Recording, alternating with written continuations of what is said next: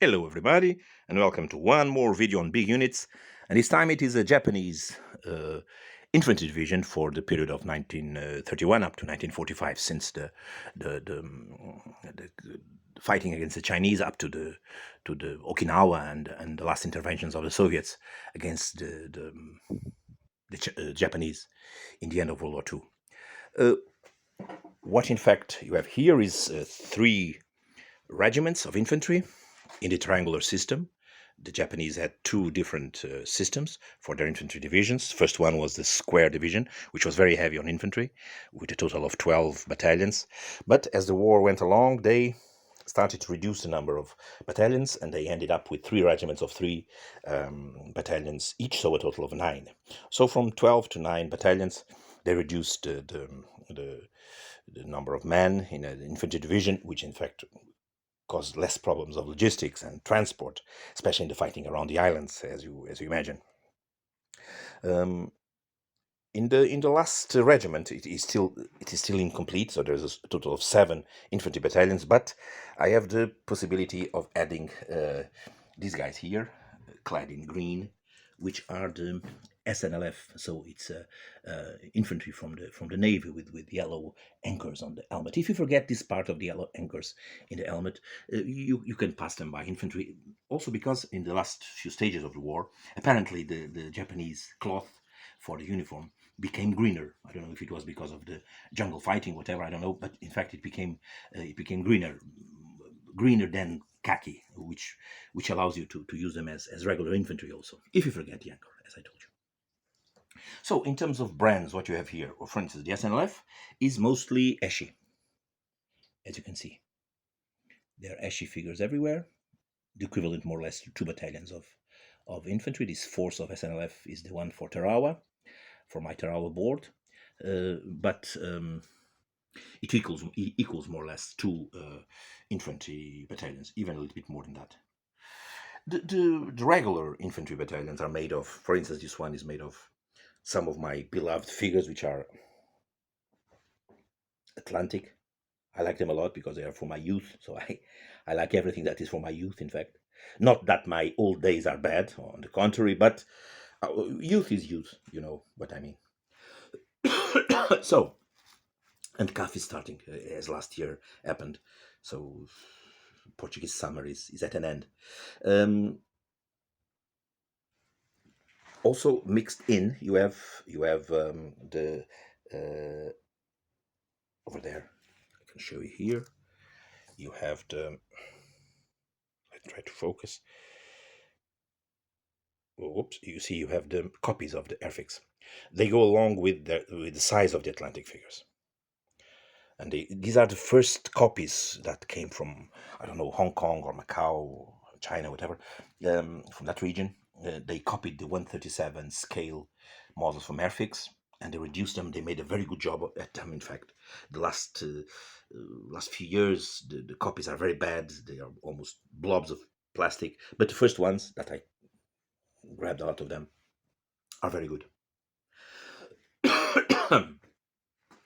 Other battalions have the mix of, especially 176 figures, and they mix airfix with Matchbox. And Matchbox, I think, is the main contributor to the infantry battalions.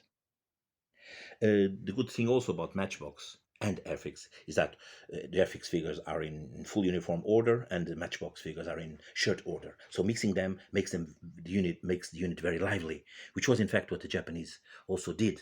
I mean, of course, the logistics in the Japanese army were not very good. Of course, America was not letting, obviously. So they would do with what they had, which makes sometimes very very interesting dressed units. In terms of support, I made a lot of scratch building. For instance, you have here anti-tank rifles made of the LMG fighter of Matchbox, for instance, with a 3D printed anti-tank rifle. Others have the Airfix copy with. Oops, let's try to focus. Okay. always with 3D printed anti-tank rifles. This is the sort of thing that I made for the anti-tank rifles. The 70 millimeter battalion guns are from Assymetric Wargames, a very nice company in Italy that has these files from Tiger Race 1945, and they have almost everything that you need for Japanese artillery. In fact, almost all my Japanese artillery and prime movers are from Assymetric Wargames.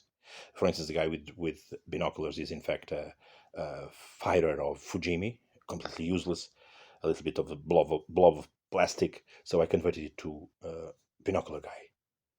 It became, I think, nicer like this. Others, this guy also is Fujimi. This one is Fujimi, and this one here is Airfix. That probably everybody recognizes. So there are seven or eight total of these battalion guns in the board. One of them here is this one, I think. No, there are two, in fact. So there are 9. Yeah, these last two ones are the SNLF 70 millimeter, which can also be used as infantry. And these ones are metal from irregular miniatures. More support. You have, for instance, here the Hotchkiss guns, made almost virtually without any change, because the Japanese also used it. In fact, their Juki's machine guns were based on the Hotchkiss system. The fighter is an Airfix figure that is, I think, ordering man is kneeling but ordering man to move. I think he has also a kind of an SMG, which is not very well done, because the Japanese SMG was different. It was looked more like a Sten than looked more like the one that they have in the box, which is a kind of a Thompson, maybe a captured gun. I don't know. So I used, as usual, in many of my conversions, I used green stuff arms, and he became a fighter. And the machine gun is Strelets. But what I did with these machine guns was mostly conversions also. For instance, the Juki. Here are 3D printed machine guns with a number of parts for me to have the Juki. And they are a little bit everywhere. Of course, then you have also the Atlantic ones here, which I like a lot. In fact, they are not that bad, because there is a guy placing the cartridge, the ammunition strip on the gun. You have more here, and you have some here that came from the Matchbox or yeah, mostly Matchbox figures. The SNLF is filled with these Matchbox Jukis. In terms of infantry, you also have some converted mules. This is the guy that is waving his gun. He became a mule puller. Can I call it like that? It can also be used to, I mean, if you want to tow the 70 millimeter battalion gun, the Type 92 that you see here, or it can be used as a logistic part of the battalion, if you want to call it. There's also snipers. There's a sniper in each battalion also. This ones are Matchbox, and the command is made of the mix of whatever I have. Sometimes they are Matchbox, others time Airfix. For instance, this Matchbox guy, this figure is a little bit dramatic. I don't like to use it that much. I only use one, in fact, of these. All others were converted to artillerymen and things like that. He's waving his gun. It's based, of course, in those famous photographs of the Japanese when they conquered Singapore and things like that. So brands like to use this kind of position. I don't like it that much. So for instance, I use this guy as a radio man, because Japanese had this kind of small radio that I don't remember the name. I already placed a reference to this on my on the blog, but it's something obviously very easy to do in plastic. So round bases for the battalion command and guns, and rectangular sorry, bases for the rest. The 50 millimeter knee mortars also have round because they look nice like that, round bases. Do you have a cup of water that you can find me? Do you have? You don't, right? Okay, then I'll continue to cough. Sorry. In terms of infantry, I think everything is seen. I don't know if there is anything more interesting. For instance, the waving guy here became a guy with lowered arms. You see, because this idea of guys with very with their arms up is not for me a very good idea. And that it is. That is what exists. Also, a difference. Sometimes the officers I place them in green because, in fact, the Japanese uniform for the officers, they were buying their own uniforms to look more flashy, obviously, and many times the officers have green uniforms, both in the artillery and the infantry parts of the division. I think infantry is seen, if I'm not mistaken. Now for the artillery. So you have these small pieces of artillery, which are the battalion guns, 70 millimeter. Then you have at regimental level, you have 37 millimeter here, again from Asymmetrical Wargaming, with converted figures from Airfix and Atlantic also. You have at regimental level also the 75 millimeter guns. This one is the type 38, if I'm not mistaken. I think it is. Yeah, I think it's a type 38, and they have Simon Soldiers figures, which are very good. Simon Soldiers figures are great, and they go along very well with the Asymmetric Wargaming artillery. In fact, you can also buy Simon Soldiers in Europe from Asymmetrical Wargaming. They are the representatives of this very nice brand from Australia, Simon Soldiers. The command figures for the regiment are also coming from Simon Soldiers. So this base is very cute because it is the radio and telephone guys. This one are the officers with the banner. And this guy is saying to the banner guy, "Move on, go in front of me, please. Okay, serve as a human shield in our banzai charge." And there are other Simon Soldiers and more Asymmetric Wargames in the regimental commands. Also, there are some Shiki toes, also again from Asymmetric Wargames. 3D printed resin, very good. The driver is a plastic torso with green stuff arms and legs, and then I placed his hands in the gear, which makes a very interesting moving piece.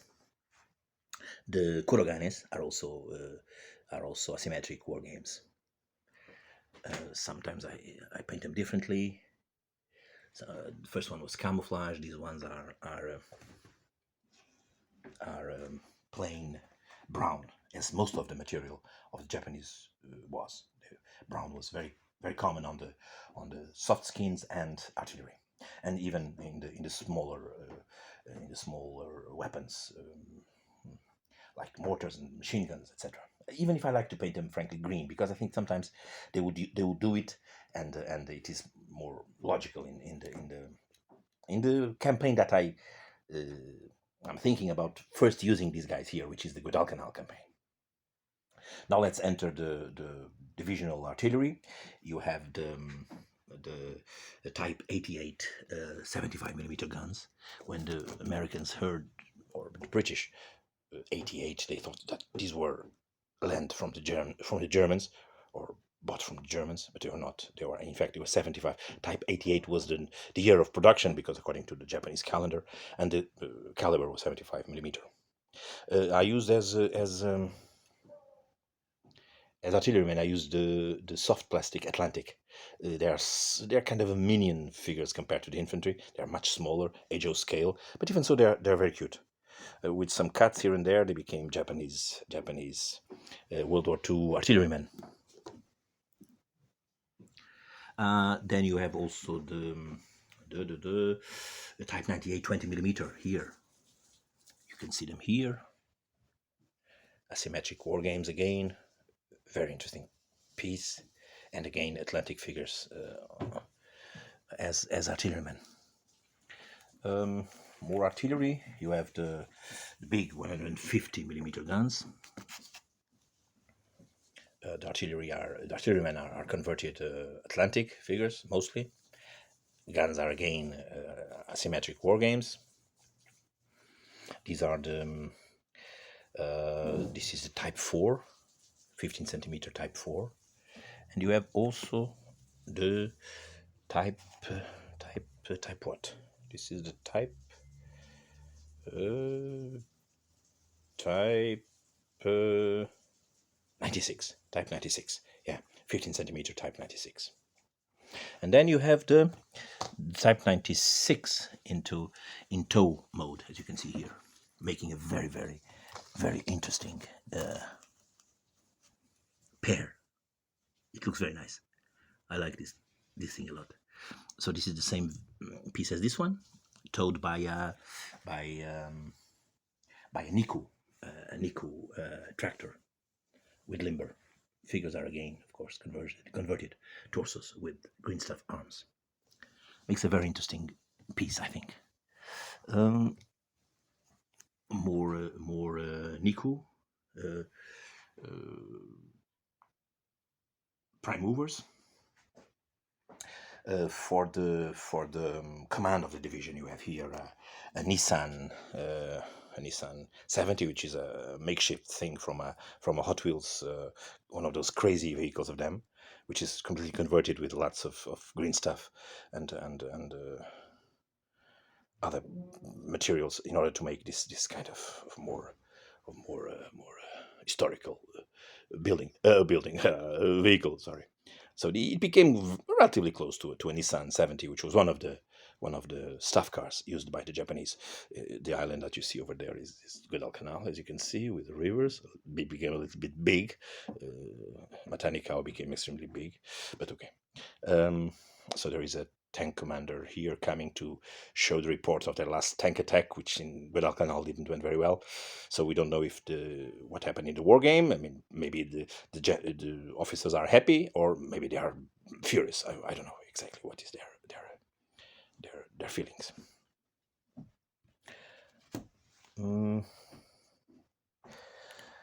Yes, at the beginning I started with Guadalcanal. For instance, you have the 37mm guns, but you also have in this regiment, for instance, you have the 47mm guns, which I think were not used. They are in fact from 1943, but the campaign ends in February 1943, so I think these guys had no time to arrive.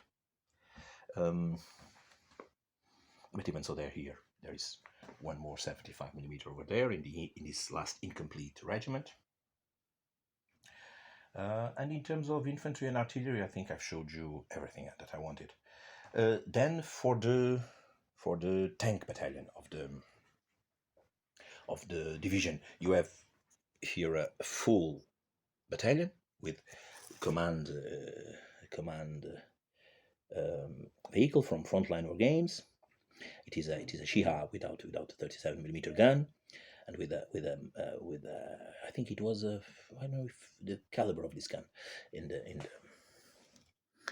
the what do you call in the Sponson is it called? No, there's another name like the Grants and Lee's American style guns, or even the Sharp AOBs in the well, I don't remember. Sorry, the part where the gun is.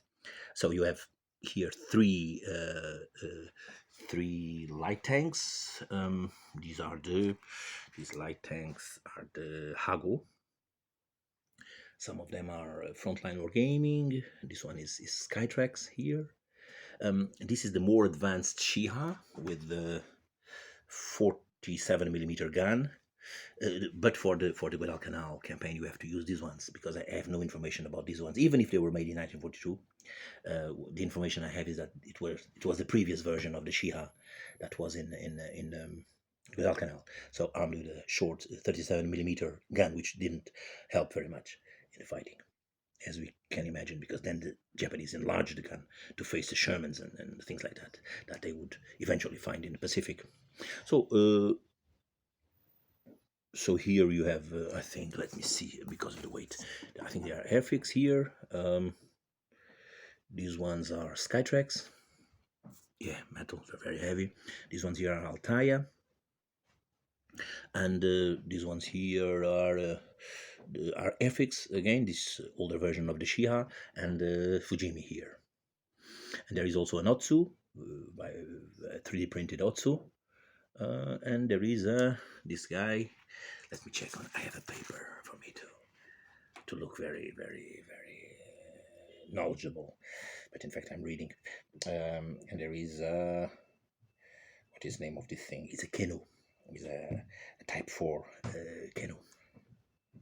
Yeah.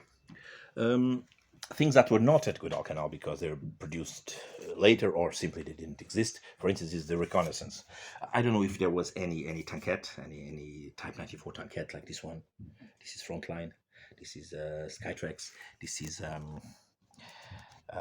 what is the name of this thing? This is Type 93, if I'm not mistaken. Very beautiful, very nice vehicle. But I think it was not there. I never find images or information about these guys being here. And then there is also this strange thing, which is completely made up by me. I think this came, I don't know, in a bag of toys, but I think it is, if I'm not mistaken, this is from Spain. This is Spanish brand, I think. They produced this thing for their Spanish Civil War, but it turned out to be a Japanese made-up reconnaissance vehicle because I didn't have much. So once I toyed with this thing because I like also the yellow strips on the camouflage with a naval flag. So it became another reconnaissance vehicle, unidentified vehicle. Some SPs for the last part of the war. Second Armored Division adds a few of them, and these guys are the Honi. With 75mm guns. Some of them were used against the Americans in the last few stages of the war, Okinawa and things like that. These are Fujimi, and there is also a Horo with a 150mm gun from Frontline with Fujimi crew. But these are, of course, for last stages of the war. And I think that almost everything is seen. There is a small motor pool also with some Japanese trucks by Frontline Wargaming. There is also this guy here, which is a Matchbox model, civilian. This is what? This is a Dodge, something like that. I don't know if it is a Dodge or a Ford. I don't remember. I found it in a second-hand fair. It was dated 1940, so it is perfect for the Japanese. I imagine that it could have been stolen from one of the many private enterprises that American had in the Pacific, and it became it was obviously put into the service of His Majesty the Emperor. Okay. Also made up are these guys here. Generic trucks that I use a lot for the Germans, for the in Arnhem and things like that. I found 3 more. These were with cranes and things like that, leathers and things like that on top. So I took out those things. This canvas cover was made of this one here is made from blue board, and these 2 here are made from a structure of plastic that I had around and covered with tissue paper. And maybe it became very, very close to the Japanese trucks. Then with some Japanese banners, it becomes more or less a Japanese truck. I don't want to exaggerate also with the too many motors for the Japanese, because in fact the Japanese the Japanese Infantry Division was heavy on men, but not that much on terms of vehicles. So I think I've showed you everything. I hope that I didn't forget anything. And I also hope that you have enjoyed, and let's see you next in another big unit. Okay? By the way, just a few notes here on some 75mm here. They're Fujimi, these guys here. And there is also, if you want the standard 75mm Japanese gun, you can use the Hemhar World War I German gun. It was exactly used by the in this exact shape by the Japanese. The Japanese, as far as I can understand, they can place this cover for the end of the shield, and they changed slightly the shield. So this is, I think, this is an upgraded version of the World War I German 75mm gun that ended up in Japan also and was used in World War II. So I hope everything was seen. Hope you have enjoyed, and see you next with another big unit. Thank you, cheers, and bye bye.